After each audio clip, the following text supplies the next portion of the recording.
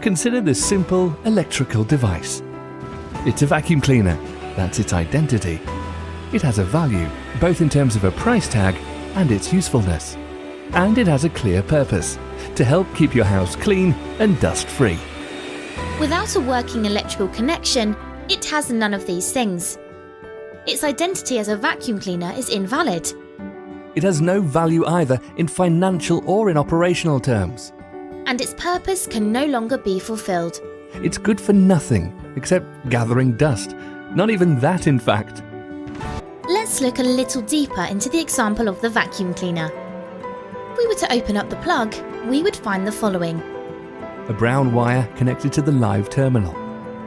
A blue wire connected to the neutral terminal. A green and yellow wire connected to the ground terminal.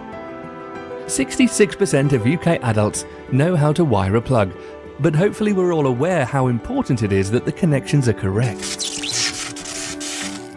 We don't have wires or plugs, but our connections are just as important.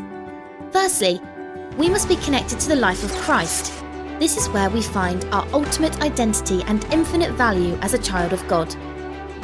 This in turn will help us neutralize the effects of all that can draw us away and affect our connection, the world, the devil, our own sinful desires. And finally, we need to be firmly grounded, living out the reality of our connection with God as followers of Christ. What greater purpose could there be? You were made for this connection and mustn't settle for less if you want the most out of life. A great way to think of Jesus is as the great connector. He knows all your needs and promises you life to the full.